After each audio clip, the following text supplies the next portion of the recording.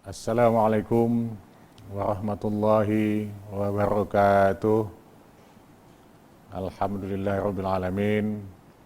Assalatu wassalamu ala asyrafil anbiya'i wal mursalin wa ala alihi wa sahbihi ajma'in. Para pemirsa Kompas TV yang kami hormati, semoga kita senantiasa dimuliakan oleh Allah Subhanahu wa Ta'ala. Pada kesempatan ini kita akan membahas sejenak tentang makna dan hikmah kurban. Makna kurban itu adalah hewan kurban.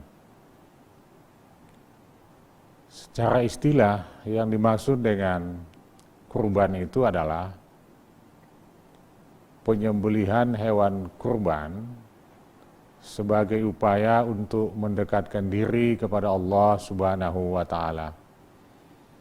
Merupakan suatu bentuk ketaatan, kepatuhan kita kepada Allah Subhanahu wa Ta'ala. Begini para pemirsa, sepanjang hidup kita sebagai makhluk ciptaan Allah Subhanahu wa Ta'ala, tugas pokok kita adalah untuk mengabdi. Wa ma khalaqtul jinna wal ins illa liya'budun. Tidak aku jadikan, kata Allah, jin dan manusia kecuali untuk mengabdikan dirinya, untuk beribadah hanya kepada Allah Subhanahu wa Ta'ala. Oleh karenanya, dalam hidup kita sebagai seorang yang beriman, tentunya banyak perintah-perintah Allah maupun Rasul-Nya yang harus kita kerjakan, yang harus kita lakukan sebagai wujud daripada ketaatan kita terhadap perintah ajaran agama itu. Ibadah puasa telah kita laksanakan. Di dalamnya ada ibadah zakat, kemudian sedekah, kemudian membaca Al-Quran, dilanjutkan nantinya dengan pelaksanaan ibadah haji, bersilaturahim, dan amal ibadah lainnya. Termasuk kepada kita diperintahkan untuk mendekatkan diri kepada Allah Subhanahu wa Ta'ala, beribadah kepada Allah melalui penyembelihan hewan kurban. Oleh karenanya lah bahwa menyembelih hewan kurban itu merupakan suatu ibadah yang dituntut untuk tetap dapat kita kerjakan, tentunya bagi yang mampu. Banyak pertanyaan barangkali yang diajukan kepada kita. Apakah penyembelihan hewan kurban itu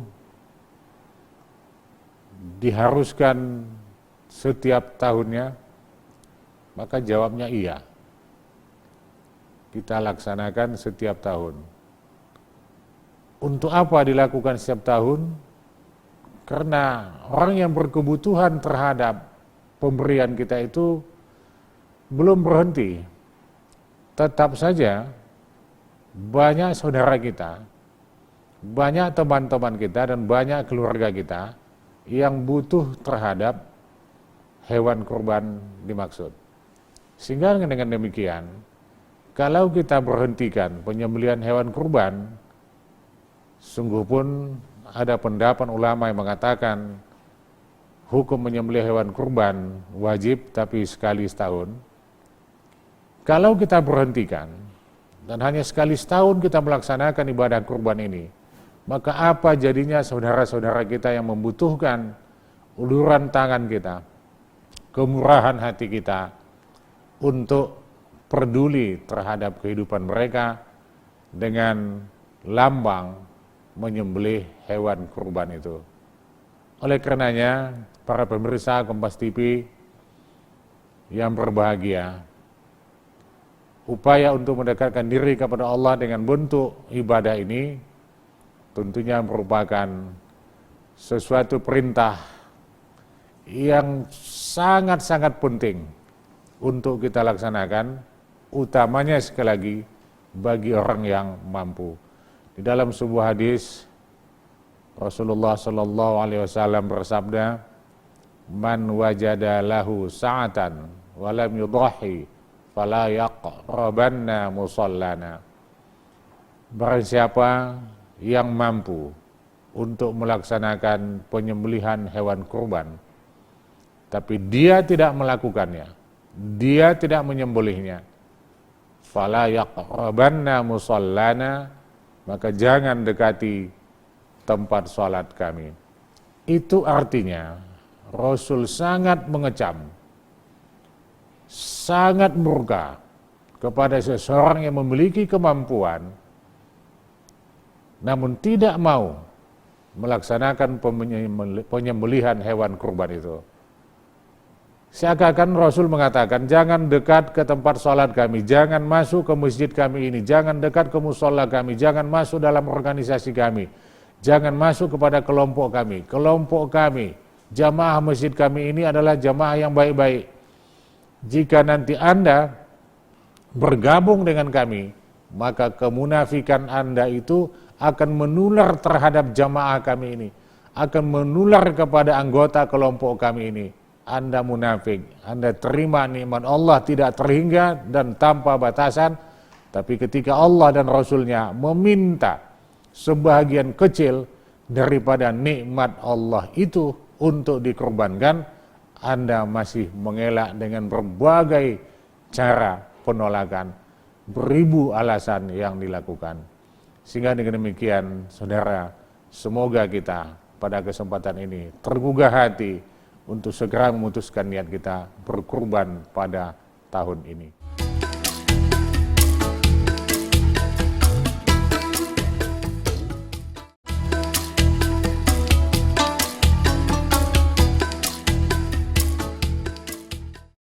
Para pemirsa Kompas TV yang kami hormati dan berbahagia, jangan sampai ada di antara orang miskin nantinya yang sesungguhnya dia tidak terlalu berkemampuan untuk melaksanakan penyembelihan hewan kurban ini, tapi dia lakukan itu. Kenapa? Karena orang yang mampu, berbagai cara, berbagai alasan, 1001 alasan dia kemukakan. Saya sering mengatakan begini, ketika nanti orang kampung meminta agar dia berkurban bersama orang kampung, dia katakan sudah berkurban di masjid. Ketika orang masjid, pengurus BKM meminta untuk ikut serta berkurban di masjid, dia katakan telah berkurban di kampung.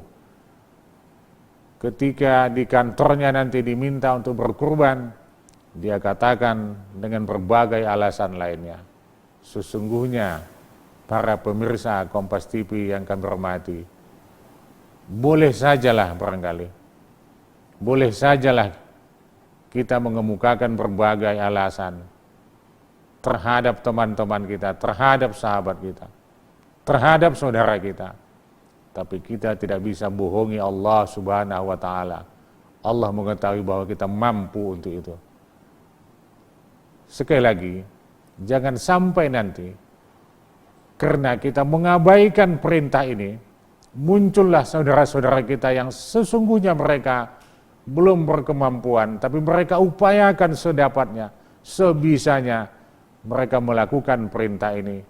Sesungguhnya itu adalah menampar muka kita. Bagi kita yang memiliki kemampuan untuk melakukan perintah berkurban itu. Jamaah pemirsa Kompas TV yang kami hormati, ada beberapa hikmah yang kita peroleh daripada penyembelihan hewan kurban itu. Yang pertama adalah sebagai ujian keimanan bagi kita. Sebagaimana apa yang dirasakan oleh Nabi Ibrahim ketika kepada beliau diperintahkan untuk menyembelih putra satu-satunya yang lama dia nantikan, yang diimpikan dan diinginkannya. Ketika putra ini telah muncul dan lahir, ketika sudah besar, sedang bijak-bijaknya, Allah perintahkan kepada Nabi Ibrahim alaihissalam untuk menyembelih putra yang dia sayangi itu. Allah melihat bahwa jika Nabi Ibrahim dibiarkan bersama putranya bersenang, meluapkan kegembiraan yang luar biasa karena sudah lama menginginkan kehadiran buah hati di tengah-tengah kehidupan keluarganya, lantas dia dapatkan, khawatir mungkin nantinya Ibrahim lebih mencintai Allah, lebih mencintai anaknya daripada mencintai Allah Subhanahu wa taala. Oleh karenanya Allah uji dia sejauh mana nilai iman yang dimiliki oleh Ibrahim. Kepada Ibrahim Allah perintahkan untuk menyembelih anak kesayangan yang lama dia rindukan dan lama dia nantikan itu. Khawatirkah Nabi Ibrahim beliau tolakkah perintah itu? Ternyata tidak. Beliau siap ketika perintah berupa wahyu dalam mimpi itu disampaikan Nabi Ibrahim kepada putranya. Ibrahim siap, anaknya juga bersedia untuk memenuhi perintah Allah disembelih oleh ayah kandungnya. Karenanya ujian keimanan. Iman kita diuji. Salah satunya adalah dengan perintah menyembelih hewan kurban, dengan menyisakan dana, menyisakan nikmat Allah yang kita terima sepanjang tahun. Ada satu momen Allah minta nikmat yang dia berikan itu sepersekiannya dalam jumlah yang sangat kecil sekali dibanding nikmat yang Allah berikan kepada manusia dan kepada hambanya. Bagi saudara-saudara sekalian, kita yang memiliki iman dalam keraguan, belum duduk, belum istiqomah, maka pasti saja banyak di antara kita umat Islam yang menolak akan perintah penyembelihan hewan kurban ini, seperti mengemukakan berbagai alasan-alasan yang kita sebutkan tadinya. Untuk itulah mari kita menyadari sebelum terlambat, penyesalan itu sering datangnya belakangan. Hampir tidak pernah penyesalan itu di depan. Laula akhartani ila ajalin qarib fa asaddaq. Ketika nanti kita telah meninggal, kita telah dicabut nyawa, terpisah ruh dengan jasad, maka kita menginginkan kembali untuk dihidupkan. Lantas ditanya, sekiranya kau dihidupkan kembali, lantas kau mau ngapain? Fa'asaddaqo, aku akan bersedekah. Termasuk berkurban itu, memberikan sebagian nikmat Allah yang diterima kepada saudara-saudara yang membutuhkannya. Karenanya lah saudara pemirsa Kompas TV, jangan sampai terlambat, jangan sampai nanti harta yang kita tinggalkan itu dimiliki oleh ahli waris kita. Sungguh pun ada, tapi tak banyak juga anak dan keluarga yang kita tinggalkan ingat kepada kita. Sehingga dengan ingatnya mereka memberikan sesuatu, mereka melakukan sesuatu untuk berbuat terhadap orang tuanya yang sudah meninggal sebagai bentuk balas jasa ketika orang tuanya dulu berupaya untuk mendapatkan harta yang mereka miliki, harta yang ditinggalkan oleh orang tuanya.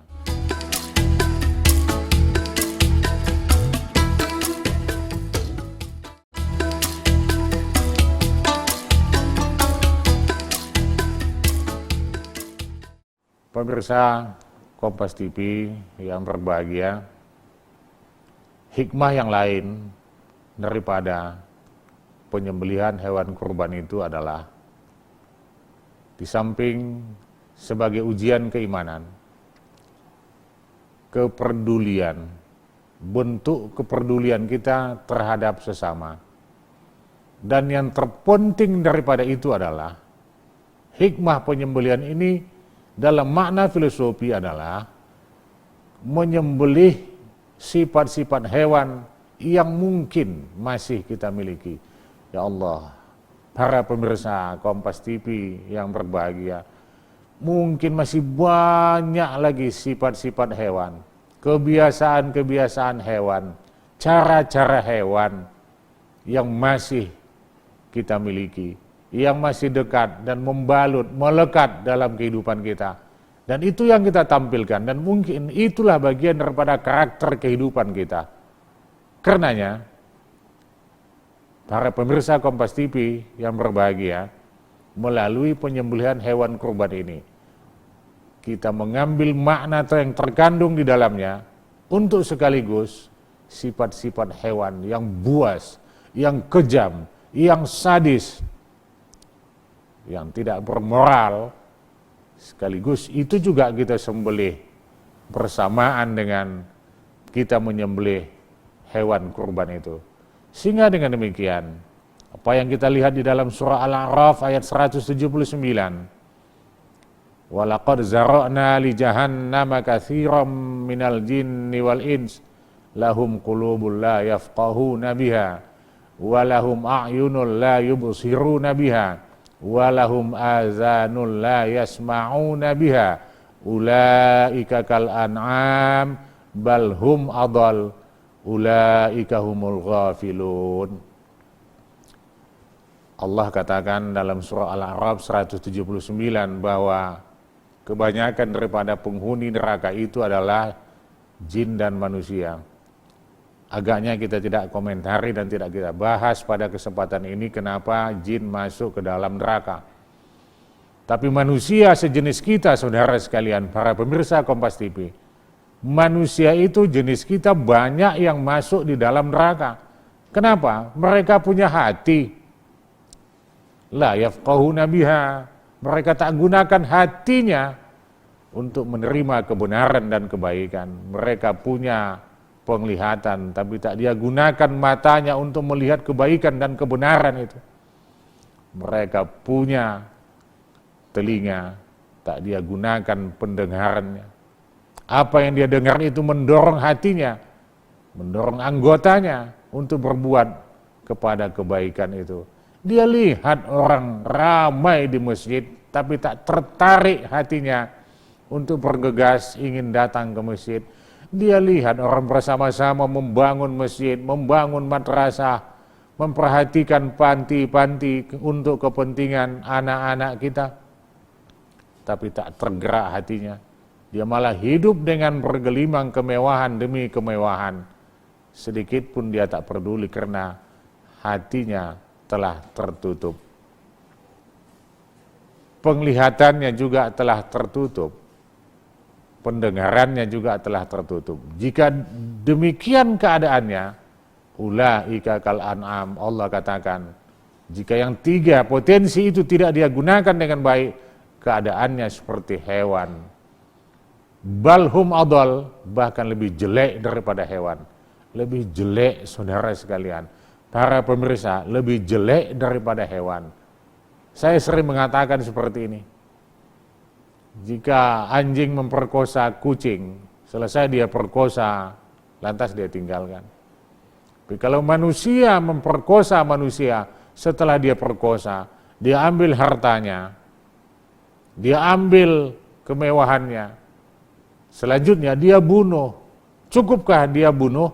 Dia potong, dia mutilasi jenazah itu. Luar biasa sadisnya, saudara sekalian. Lebih kejam dan lebih dahsyat, lebih buas daripada binatang, daripada hewan-hewan buas sekalipun, daripada singa, serigala, harimau yang kita kenal kejam dan buas itu. Kenapa? Karena potensi yang tiga itu tidak berfungsi dalam kehidupan kita. Hati, penglihatan, dan pendengaran tidak kita gunakan dengan sebaiknya, maka keadaan kita seperti hewan, bahkan lebih jelek dan lebih sadis daripada hewan itu. Dan mereka itulah orang yang merugi. Karenanya, pemirsa Kompas TV yang kami hormati, kita gunakan momentum saat kita menyembelih hewan kurban ini, sekaligus kita ambil makna-makna yang terkandung di dalamnya, hikmah yang terkandung di dalamnya, faedah yang terkandung di dalamnya. Selanjutnya kita sembelih sifat-sifat hewan yang mungkin masih kita miliki. Insya Allah mudah-mudahan dengan demikian pendekatan kita kepada Allah, upaya kita untuk mendekatkan diri kepada Allah Subhanahu wa taala setelah sifat-sifat hewan itu jauh dari diri kita, mudah-mudahan Allah akan menerima upaya kita untuk mendekatkan diri kepada Allah Subhanahu wa taala. Demikian kajian kita pada kesempatan ini, semoga bermanfaat bagi kita bersama. Mohon maaf atas segala kekurangan. Wabillahi taufiq wal hidayah. Wassalamualaikum warahmatullahi wabarakatuh.